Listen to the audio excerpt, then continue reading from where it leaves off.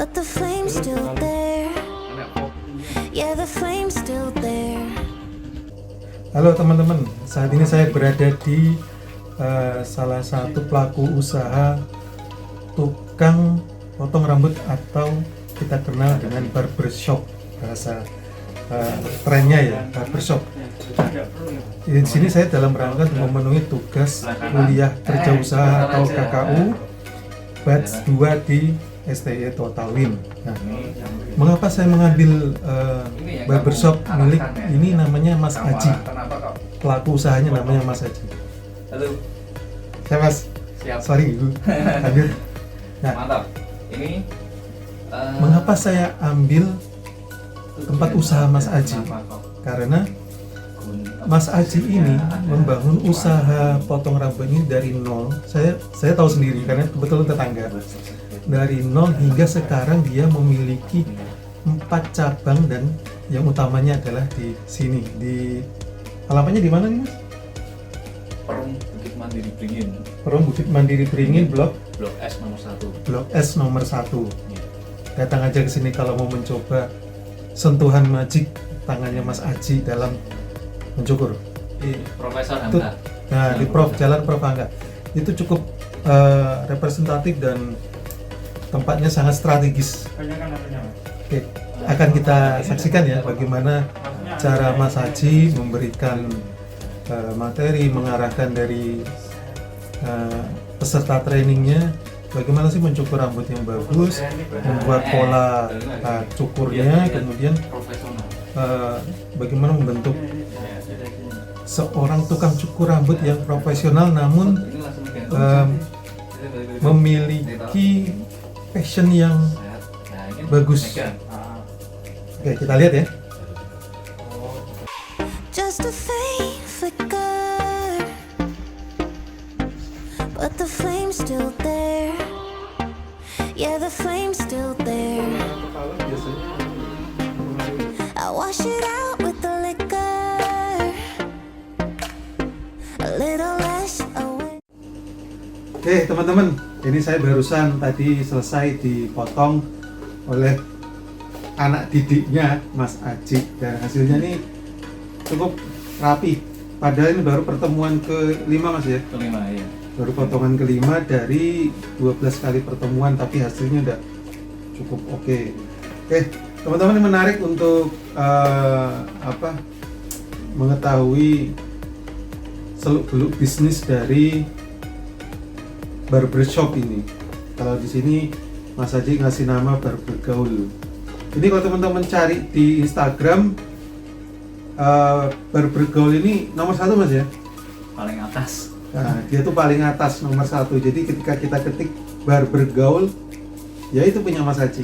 Iya. Karena kalau yang lain pasti barber ada underscore-nya atau ada strip-nya atau ada titiknya gitu. Kalau punya Mas Aji ini enggak. Barber Gaul los langsung. Oke Mas, ini sejarahnya Mas Aji ini pertama kali suka potong itu kapan Mas? Mulai suka motong dari SMP. Dari SMP ya? Iya. Wih, dari SMP sekarang udah umur kepala 4. Udah kepala 4 berarti udah lama banget, berarti udah nggak usah diragukan lagi ya, udah perfect ini berarti udah. Sip. Makanya Mas Aji ini berani buka kursus Mas ya? Iya. Karena pengalamannya. Pada saat SMP sudah suka cukur ya? Iya. Memotong rambut. Terjun langsung buka dengan single factor sendiri itu saya dari 2006. 2006 sudah mulai buka sendiri. Ya. Terus itu masih sebagai kerjaan sampingan. Kerjaan Jadi, terjun di sampingan. tukang cukur itu masih sebagai kerjaan sampingan. Sebelumnya saya kerja di PT Polisindo Eka Perkasa yang sekarang namanya PT Asia Pasifik. Itu Asia Pasifik. Asia Pasifik itu kan namanya baru. Bergerak bidang apa itu Mas? Tekstil. Tuh, nggak ada hubungannya loh antara cukur sama tekstil loh. Tapi karena kayaknya tuh Mas Aji karena dari tahun 2000 dari SMP mana ya? Sudah suka nyukur ya. Memang passionnya di situ kan. Iya. Terus Mas? Nah, setelah itu saya resign, mencoba untuk memberanikan resign ya. Awal mula sih takut-takut, tapi kalau kita tidak berani keluar dari zona nyaman, kayaknya kita akan seperti itu terus nih. Jadi makanya setelah saya lihat prospek barber itu semakin lama semakin berkembang, saya akhirnya memberanikan diri untuk itu resign dan benar-benar fokus untuk terjun di dunia barber. Mulai 2016 fokus 100%, bukan sampingan lagi untuk untuk menjadi seorang pemotong rambut ya. Fokus. Jadi memang kalau kita mau berhasil itu kita tidak bisa bercabang Mas ya. Iya, harus fokus ya. Fokus pada satu keahlian yang benar-benar ditekuni ya. Gitu. 2006 itu awal mula saya merintis juga di rumah. Terus sampai 2016 saya juga masih di rumah, cuman rumahnya yang pindah-pindah. Kalau 2016 sudah di sini ya? 2016 sudah di sini. Nah, berarti fokus begitu selesai, begitu resign langsung buka sendiri, dan bukanya di sini di Beringin Blok S nomor 1. Itu kan kenapa saya memberanikan diri buka di rumah. Waktu itu saya lebih mengedepankan kualitas hasil cukuran. Jadi marketing saya itu, sistem marketing saya itu dari omongan ke omongan. Jadi sistem marketingnya dari mulut ke mulut ya. Tular. Media sosial belum banyak seperti sekarang ya. Akhirnya yang tak cukur pulang, besok bawa temannya nggak satu kok, dan 2-3 tambah. Jadi memang sebenarnya teman-teman ya, kalau barbernya Mas Aji ini masuk perumahan dan agak dalam sebenarnya. Cuma memang yang saya lihat itu sering rame di sini. Bolak-balik, kadang semua cukur juga bingung, harus ngantri banyak. Itu sempat 50 kepala berarti. 50 bukan angka yang pada sedikit. waktu itu. Luar biasa, 50 kepala. Event paling banyak itu pas apa Mas? Yang 50 kepala gitu. Momen meh-meh lebaran gitu. Momen lebaran sama meh masuk sekolah. Berarti lebaran tuh harus ganteng, mau nggak mau harus cukur. Gitu. Nah, sekarang ketika Mas Aji fokus, sudah memiliki berapa sekarang untuk ininya? Kalau kita sebut ini outlet ya? Atau cabang. Cabangnya. Ini yang utama. Sudah ada berapa cabang, Mas? Ini yang utama, yang di luar ada 4 cabang. Ada 4 cabang. Yang pertama saya buka cabang ke di luar dari sini itu di Mangkang. Awal mula di Mangkang. Ya.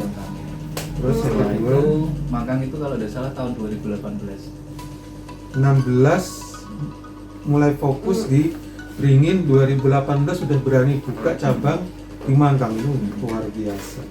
Jarang-jarang kayak gitu tuh.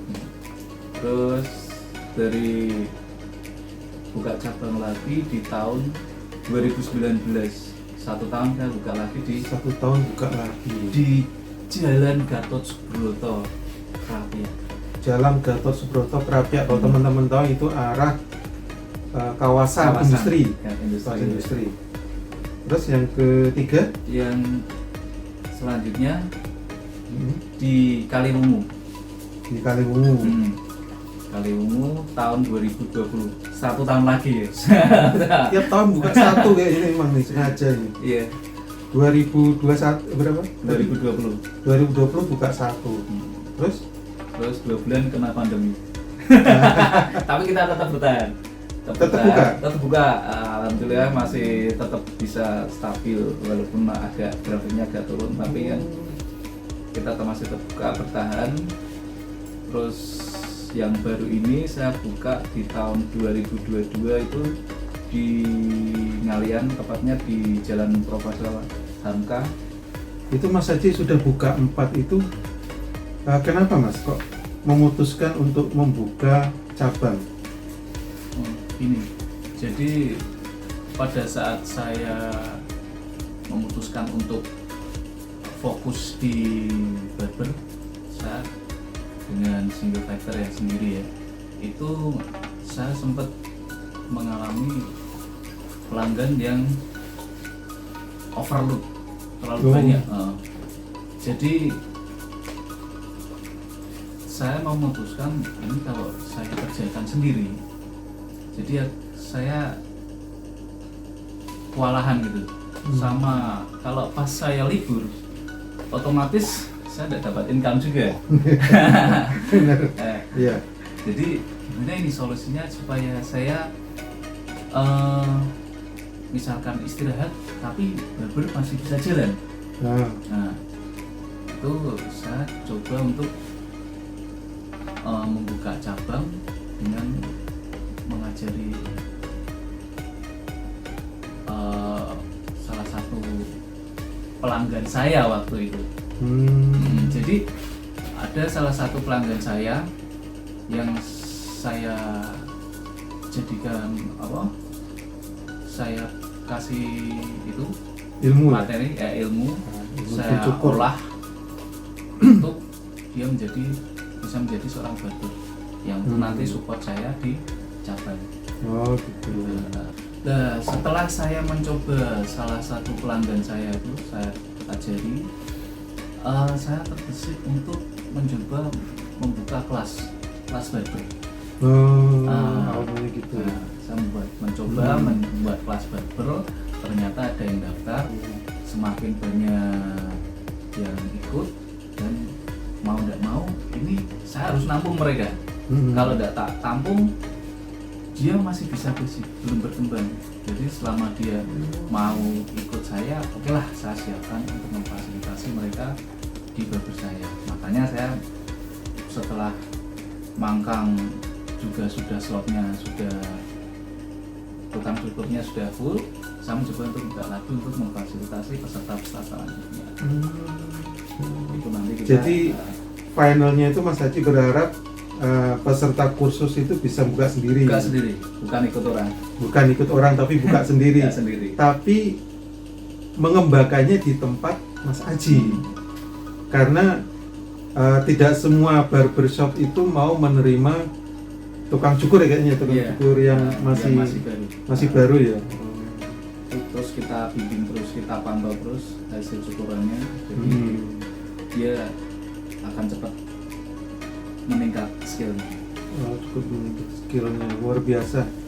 Ternyata ini jadi efektif. Selain teman-teman yang ikut kursus itu bisa mengembangkan skill, Mas Haji juga masih dapat cuan dari situ, masih dapat income pasif istilahnya ya. Karena kan Mas Haji nggak turun sendiri, tapi dari situ mengalir gitu, penghasilanmu mengalir terus. Makanya bisa sampai cabang tuh ada 4, luar biasa sekali. Ada hambatan nggak sih selama melakukan profesi dari tukang cukur ini? Hambatannya pengelolaan bisnisnya itu biasa di SDM sih. Tapi yang paling dirasakan itu yang itu ya? Di situ, iya. Di SDM. Cuma Mas Haji sudah punya solusi ya. Solusinya dia buka kursus. Jadi memang kalau untuk jadi seorang tukang cukur itu nggak bisa instan ya, harus belajar. Belajar dan dipantau. Belajar dan dipantau. Kalau lewat YouTube bisa belajar. Cuma hasilnya belum tentu bagus.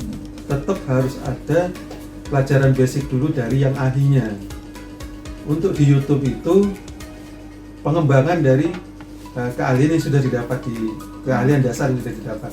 Begitu ya Mas Haji ya? Terus mungkin ada yang mau disampaikan ke teman-teman ini, kiat-kiat untuk bisa sukses menjadi seorang barber. Oh iya, kalau kita mau agak keras sedikit, agak kurangan. Jadi kalau kita mau sukses ya, mau maju, harus berani. Kita harus berani mencoba apa yang kita bisa, Jadi kita kembangkan, jangan takut, nanti masalah itu pasti bisa kita atasi Wah, selama kita berusaha. tuh ingat, jangan takut berusaha. Pokoknya harus optimis Mas Eri. Ya, harus optimis. Optimis, siap mental, dan yakin pasti. Yakin. Pasti yakin. Oke, Mas Haji, terima Iya. kasih atas kesempatannya ini. Saya bisa mengulas bergaul punya Mas Haji untuk ini sebenarnya untuk kuliah juga sih. Oh, Untuk gitu. ya untuk Siap. KKU di KKU batch 2 di tahun 2022 di STI Total Win. Oke, terima kasih semua dan tetap sukses dan optimis. Terima kasih, Mas Haji. Terima kasih. Ya. Sukses. Sukses. Mantap.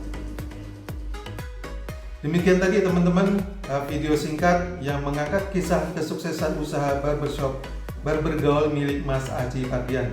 Saya ucapkan banyak terima kasih kepada Mas Aji Pardian yang sudah memperkenankan saya untuk melakukan praktik kuliah kerja usaha STI Total Win di Mas Aji.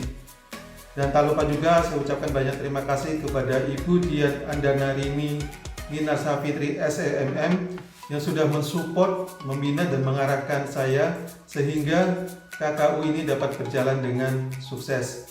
Dan tak lupa juga yang terakhir saya ucapkan terima kasih kepada STI Total Win yang sudah memberikan ilmu yang bermanfaat kepada saya. Sekali lagi terima kasih.